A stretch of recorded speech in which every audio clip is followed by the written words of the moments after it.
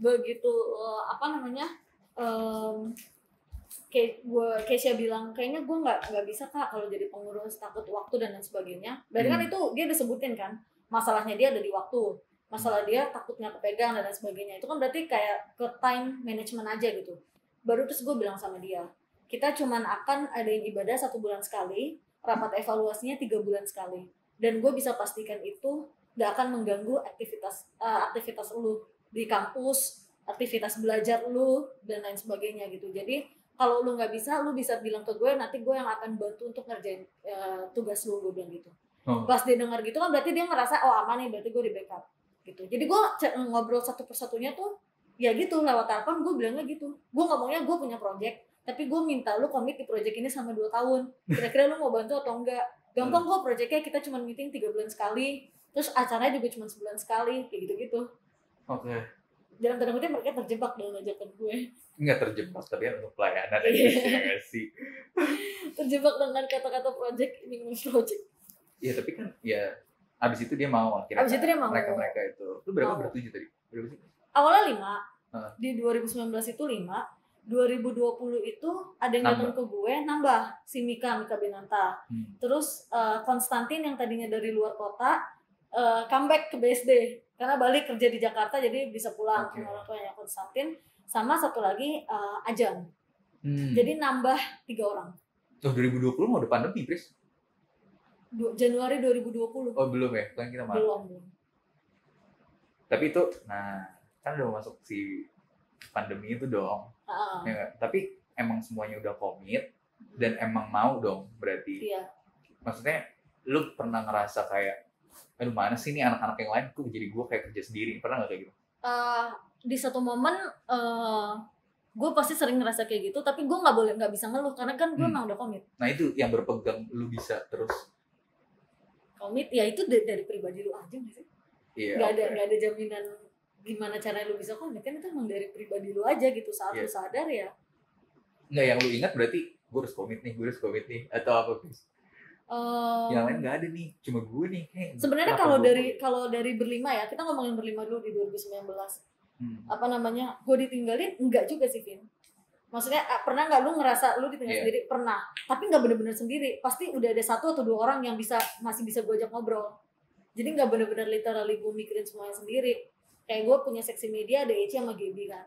Nah tinggal gue ngomong aja dari mereka, guys, gue kan sendiri nih, dan maksudnya gue ngerasa ada beberapa program yang gue jalanin sendiri. Kalau lu ngerasa itu nggak kepegang, ya udah nggak usah lu jalanin. Yang bisa lu pegang aja, yang lu cover. Oke, gila, ibu leader, ibu ketua, bapak ketua, guys. Berarti lu nggak pernah merasakan kalau misalkan udah gue kayaknya gue kerjain sendiri ya nggak jadi masalah juga buat lu sebenarnya. Iya. Karena mereka juga masih mau gitu loh. Masih mau. Mereka cuman, kan gue bilang gini sama mereka, jangan sampai lu merasa terpaksa, karena kan mereka pilih divisi sendiri nih, mereka mau di bagian apa, mereka mau pegang apa. Saat kita ngobrol berlima itu gue belum ngeplot mereka jadi apa, tapi gue kasih pilihan. Gue bikinin misalnya bendahara job desk ini, seksi media job desk ini. Pas kita duduk bareng nih, makan bareng gitu, baru gue tanya mereka, lu mau jadi apa gitu. Terus mereka pilih. Jadi saat mereka pilih itu, gue dengan catatan gini, menurut kita akan bikin beberapa program, tapi bukan program yang neko-neko, program yang menurut kita bisa kita jalanin. Once lu lagi ada kesibukan dan lu nggak bisa pegang itu, let me know, gue akan bantu backup. Kalau ternyata gue nggak bisa cover itu, gue nggak bisa bantuin lu, ya udah nggak usah dijalanin. Kita jalanin yang apa yang bisa kita jalanin aja. Yang penting ini berjalan dulu gitu. Oke, jadi ya itu ya, nggak neko-neko juga. Iya, nggak neko-neko. Dan kita nggak bisa paksa orang juga kan, Vin. Toh juga lu nggak gaji dia kan soalnya. Iya. Lu mau nyuruh yang sampai muntah-muntah juga. Iya. Kalau emang ini di hatinya nggak ada mau pelayanan, nggak ada willing buat pelayanan, ya udah. Tapi yang waktu di otak lu itu ya, Pris, ya, yang waktu pas mau pelayanan, lu berpikiran apa tuh? Maksudnya buat pemuda nih, gue kayak pemuda GKI ini harus spiritualnya harus tinggi nih. Atau apa, Pris? Itu terlalu ini sih. Itu terlalu futuristik ya? Banget. Iya. Kalau ngomongin spiritual. Apa karena lu lumayan nih jadi di GKI gue pelayanan, atau gue jadi ketua gue bisa apa misalkan gitu.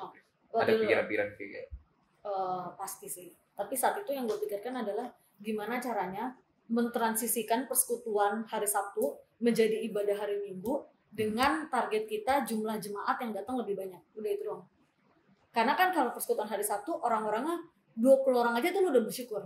Jadi kadang tuh kita cuma berenam juga pernah sama MC sama pembicara. Ini apa persekutuan? Persekutuan di hari Sabtu malam sebelum kita beralih ke next gen. Nah, ketika udah gue mengiyakan, gue pindahin, maksudnya gue mengiyakan jatuh di bantu di next gen terus jadi ibadah, yang ada di otak gue gimana caranya lu transisi dari Sabtu ke Minggu, tapi dengan targetnya itu adalah jumlah pemuda yang datang itu lebih banyak. Nah, variabel itu yang harus, parameter itu harus dicari. Gitu. Oke. Jadi ya ada riset kecil-kecilan juga dari Instastory, dari activity kayak kita ngobrol sama anak-anak pemuda yang kita kayak nggak kenal gitu, terus ya sok kenal aja dulu gitu, terus ngobrol-ngobrol, lu kerja di mana, lu ini di mana, kayak gitu-gitu. Jadi riset kecil-kecilan juga ada sih. Oh jadi ya pokoknya, tapi itu kalau misalkan itu kan dari lu sendiri tuh Chris, maksudnya dari tim lu lah. Kalau dari misalkan majelis ya atau pendamping jemaat, pendamping pemuda gitu, ngebantu lu juga nggak? Mereka ngebantunya lebih ke warta tayang sih.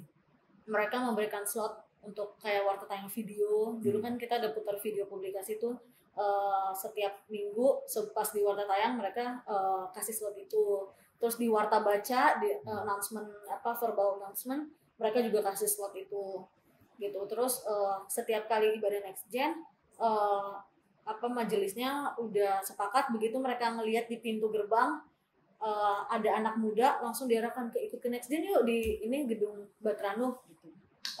Jadi ya itu yang bisa mereka bantu kita, mereka lakukan, dan kita sangat berterima kasih sih saat itu karena cukup membantu juga. Video publikasi itu cukup membantu, warta baca yang dibacakan majelis itu cukup membantu, terus arahan mereka di setiap pintu masuk jemaat tuh datang dong ke ini, itu juga cukup membantu.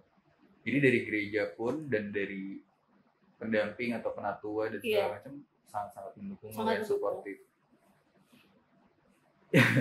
Yang paling challenging deh Bris, misalkan di pas lu pelayanan ya di next gen yang waktu itu.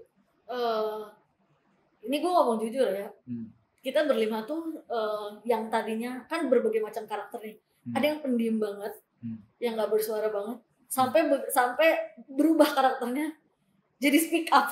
Lu bayangin nggak orang jadi ke bawah, jadi ke Priska-Priskaan gitu. Priska-Priskaan. Nah, menyatukan karakter itu sih sebenarnya, Vin. Karena ada yang diem banget, yang cuman aku sih terserah Kak, aku oke aja gitu. Kan lo harus gali-gali dia supaya dia mau memberikan idenya dia kan. Nah, sebenarnya itu challenge-nya gitu. Karena menurut gue jangan sampai yang terjadi itu adalah kemauan pribadi gue gitu misalnya. Tapi emang lo sempet ini misalnya ngerasa pribadi lu? Pasti kan lu yang punya arah dong, as ibu ketua next gen. Ya justru itu. Dari awalnya kan pasti lu yang nentuin dong. Ya justru itu, karena gue nentuin, karena gue punya program A, misalnya punya program A sampai Z dengan detail begini. Terus gue lempar nih ke forum misalnya. Jadi umpan untuk mereka memberikan feedback atau insight. Nah, ada karakter yang kayak gitu juga boleh, itu juga oke gitu. Nah, menurut gue kayak gitu kan berarti main aman kan. Sementara gue butuh insight-nya dia nih, pandangannya dia gimana. Berarti kan gue harus kulik-kulik dia dong. Secara pribadi gue harus ngulik-ngulik, misalnya lu pendiam banget gitu, tapi gue mau tahu pendapat lu gimana. Nah itu challenge gue tuh itu. Pas di pelayanan lo ya? Iya, jadi ya deketin per orangnya itu yang agak challenging. Tapi mereka akhirnya mau terbuka sama lu? Terbuka. Pada akhirnya terbuka. Karena yang paling utama itu adalah lu menciptakan teamwork yang positif dan positif vibe di dalam grup itu. Misalnya lu pergi, kayak kita meeting nih, tadinya kita targetnya 3 bulan sekali meeting kan, ternyata nggak bisa, mesti sebulan sekali meeting karena kita nentuin topik ibadah. Ini masih ngomongin offline kan Chris? Ngomongin offline. Online pun juga sama, Vin. Sebulan sekali juga. Sebulan sekali di Zoom meeting, dan itu bisa yang kita mulai jam 6, selesai jam 9, jam 10 malam tuh juga bisa. Tapi biar nggak terlalu kaku gitu ya. Ntar ada yang satu putar YouTube lah, joget bareng atau apa kayak gitu-gitu dari Zoom. Kalau kita meeting via Zoom, ngomongin 2020 pandemik. Iya. Tapi yang lu tangkap hal positifnya tuh Chris ya, as a group, as a next gen lah waktu yang di pelayanan lu, hal positifnya banyak tuh Pris pasti. Iya banyak banget. Yang bisa pelajarin nih Pris ya. Misalkan kayak orang, oh lu jadi pengurus nih. Yang bisa lu pelajarin tuh apa sih sebenarnya? Ini bukan dari sisi ketua lu ya, dari pandangan ketua Next Gen. Teamwork. Kalau kerja sama itu harus dibangun berdasarkan humility, kerendahan hati. Jadi lu nggak bisa memaksakan suara lu sendiri yang didengar, tapi lu juga menanyakan pendapat orang lain dan mempertimbangkan itu gitu. Kalau bisa saat itu gue minim effort aja. Jadi misalnya gue cuma lempar bola panas dan mereka yang gocek, mereka ngegolin ibaratnya gitu. Ya itu sih yang gue pelajarin. Which is sebenarnya kan nggak bisa kayak gitu kan. Ngerti nggak lu? Maksud gue, lu emang maksudnya lu ini yang ibaratnya lu ya, analogi lu. Gue yang lempar bola, lu yang gocek-gocek. Terus lu ngegolin. Iya. Yang ngegolin mereka juga yang ngegocek. Iya, oke. Tinggal lu ininya aja. Supaya gue nggak jadi one man show. Ya penting sih sebenarnya. Iya. Dan itu gue dapetin juga karena kan kerjaan gue kan juga bukan kerja individual kan. Mungkin kalau lu orang accounting atau lu kerja atau lu sekretaris apa kan lu kerja individual gitu. Tapi kerjaan gue memang kerja teamwork. Gitu. Bikin event, bikin program, bikin ini. Jadi ya memang gue sih belajar banyak saat gue di Next Gen. Terus gue bantu pelayanan Next Gen dan mencoba mendekatkan diri ke personil lain supaya lu menciptakan positive vibe dalam sebuah grup. Dan menurut gue itu sangat ini sih sangat baik, sangat berguna untuk kehidupan gue bahkan setelah gue nggak di Next Gen juga gitu. Jadi bertumbuh betul, tumbuh bersama. Dan emang pelayanan membutuhkan kerendahan hati kali ya, banget terdalam. Iya banget sih. Karena lu pasti akan menemukan orang-orang di dalamnya yang sering mangkir. Iya kan? Lu akan menemukan orang-orang di dalamnya yang suka nggak ada kabar atau sore atau bahkan menghilang. Itu biasanya kayak gitu gara-gara lu as a leader atau emang mereka aja yang suka kayak gitu, emang karakternya aja? Ayo Pris. Karakter sih kayaknya. Jadi bukan karena lo as a leader. Nggak tahu juga ya kalau itu ya. Tapi kebanyakan kalau gue nanya ke mereka, jawaban mereka, Kak aku nggak bisa, aku lagi ini, Kak aku besok ini, Kak besok gitu. Lebih ke waktu yang mereka nggak itu. Waktunya mereka yang mereka tidak menjadikan pelayanan itu jadi prioritas mereka. Sehingga mereka akan memberikan banyak alasan untuk gue nggak bisa datang, gue nggak bisa join, gue nggak bisa aktif terlibat gitu. Dan balik lagi ya Chris ya, lu nggak bisa memaksakan. Betul gitu. Tapi nggak, menurut lu nih ya, buat teman-teman pemuda nih Chris, sebenarnya pelayanan itu sebenarnya kan emang nggak ada yang menakutkan gitu ya, karena biasanya lu ngajak pelayanan, gue nggak mau lah gitu. Kalau bisa orang lain aja Chris gitu kan, misalnya lu nawarin, lu mau nggak pelayanan gitu. Apa karena kita pengurusnya yang nggak bisa engage sama mereka, atau kita yang nggak bisa sediain program yang bagus, atau kenapa Chris? Semuanya sih menurut gue. Itu sebabnya gue kemarin tuh waktu pas 2019 ya sampai 2021 berasa banget sih kita tuh putar otak banget gimana caranya biar kita bisa mendekatkan diri sama pemudi yang bahkan kita nggak kenal gitu. Terus kita putar otak banget gimana caranya program, bukan cuma program tapi model ibadah, elemen esensi dalam ibadah itu bisa dalam tanda kutip menjual ke market gitu, bisa menarik perhatian teman-teman pemuda gitu. Jadi ya kalau ditanya kenapa kebanyakan orang pada menolak gitu ya untuk ini, menurut gue ya banyak faktornya, tapi dua yang tadi lu sebutin itu menjadi faktor utama juga. Nih Pris, lu kan kayaknya orangnya tuh marketing banget gitu. Ini yang gue tangkep. Ya, okay. Ya nggak sih? Setuju nggak? Ya kan lu bilang orang media gitu kan. Terus lu berpikir. Ya karena gue basicnya komunikasi sih, jadi gue komunikasi ya. Terus lu berpikir kalau misalkan ya untuk mengajak orang-orang gitu kan dari sosmed lah, pokoknya saya berbau marketing. Lu gimana bikin program supaya ngajak orang banyak, ya kan? Iya. Berarti kan itu indikatornya kan ada di orang-orangnya kan, Pris. Maksudnya berapa jumlah yang datang ke acara lu yang lu buat. Kuantitas. Kalau misalkan itu acaranya sedikit nih, Pris, yang datang, lu ngerasain apa, Pris? Sedih atau bete itu yang kayak bete enggak sih, sedih. Berarti gue harus evaluasi lagi kalau apakah tools yang kita pakai buat campaign saat itu, gimana gue bahasa ya, pokoknya campaign. Apakah tools buat campaign program kita saat itu atau campaign ibadah kita buat saat promotion, itu kurang ya, buat promotion tools lah itu kurang. Biasanya kan kalau karena anak-anak sekarang kan sosmed banget nih, sosmed edik lah ya ibaratnya. Nah itu yang gue gunakan itu adalah satu dari segi kontennya sosial medianya NextGen adalah Instagram, terus activity yang ada di dalamnya. Bahkan si Jesslyn sama si Gaby tuh mereka sampai observe kalau kita nge-post jenis konten kayak gini, berapa impression yang kita dapat, berapa insight yang kita dapat gitu. Atau kalau kita bikin interaksi misalnya polling atau question and answer pakai fitur-fitur di Instagram itu, berapa insight yang kita dapat gitu. Berapa banyak yang menjawab pertanyaan kita, berapa banyak yang ikut polling kayak gitu-gitu. Nah itu kan jujur gue mengapresiasi usaha mereka sampai sedalam itu sih untuk tahu gitu. Terus abis itu bukan cuman dari konten sosmed doang, tapi gue juga suka paid promote. Ya mungkin ini insert gue juga kali ya, paid promote di akun-akun rohani gitu. Ketimbang zaman dulu tuh kita suka cetak banner, terus spanduk ex banner, spanduk yang kita pasang di tiap-tiap gereja menjelang retreat, menjelang Natal untuk ini. Tapi itu nggak akan, it doesn't work karena it didn't work properly, karena target kita itu anak-anak muda, jadi harus melakukan pendekatan tuh yang according to their ini aja gitu. Jadi yang gue pakai memang sosial media only. Berarti penting dong sosial media penting. Buat di NextGen ya? Penting karena target audiens anak-anak muda dan sosmed itu yang menjadi iniannya mereka, lifestyle patternnya mereka kan menggunakan itu platform sosial media. Waktu itu apa sih, Chris, visinya di NextGen menjangkau anak muda apa ya?